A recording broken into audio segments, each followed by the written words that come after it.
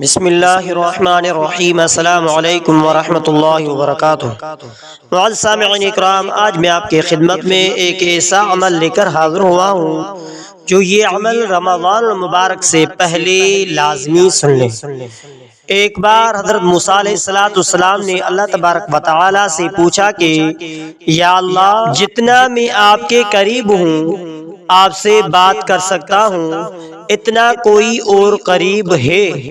تو اللہ تبارک و تعالی نے فرمایا، اے موسیٰ، آخری وقت میں ایک امت محمدیہ صلی اللہ علیہ وآلہ وسلم کی ہوگی، اور اس امت کو ایک مہینہ ایسا ملے گا جس میں وہ خشک ہونٹوں، پیاسے زبان، سوکھی ہوئی آنکھیں، بھوکے پیٹ جب افطاری کرنے بیٹھیں گے تب میں ان کے بہت قریب ہوں گا۔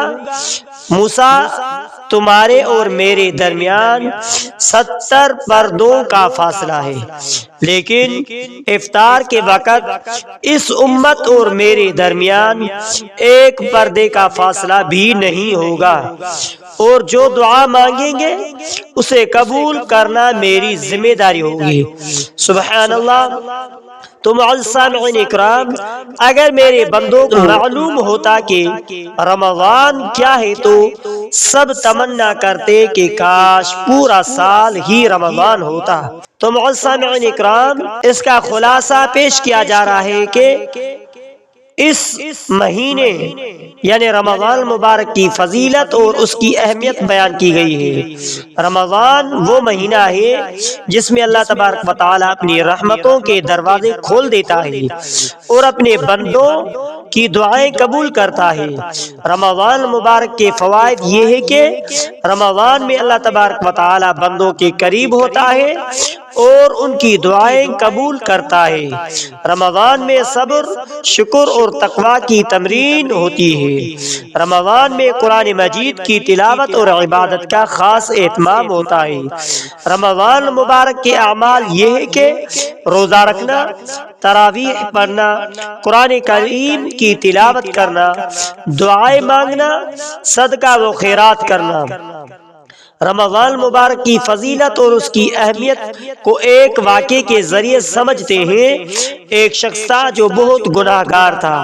اس نے رمضان مبارک میں روزہ رکھنے کا ارادہ کیا اور اللہ تبارک و تعالی سے دعا کی کہ یا اللہ، میں نے بہت گناہ کیے ہیں، مجھے معاف کر دے۔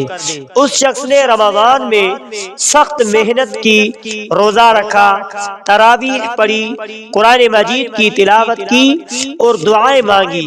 رمضان کے اختتام پر اس شخص نے اللہ تبارک و تعالی سے دعا کی کہ یا اللہ، میں نے رمضان میں بہت کوشش کی ہے، مجھے معاف کر دے۔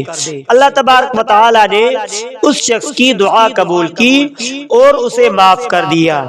اس شخص نے رمضان المبارک کی فضیلت اور اس کی اہمیت کو سمجھا اور اپنی زندگی میں اس کی اہمیت کو پہچانا۔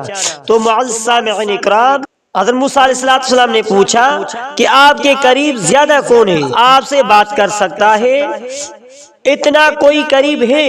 تو اللہ تبارک و تعالی نے فرمایا، ایک امت یعنی حضرت محمد مصطفیٰ احمد مجتبیٰ صلی اللہ علیہ وآلہ وسلم کی امت ہوگی، اور اس امت کو ایک مہینہ ایسا ملے گا جو مہینہ رمضان المبارک والا مہینہ ہے، جو مہینہ آنے والا مہینہ ہے، جو مہینہ برکتوں، رحمتوں، برکتوں کا مہینہ ہے، گناہوں کے بخشش کا مہینہ ہے۔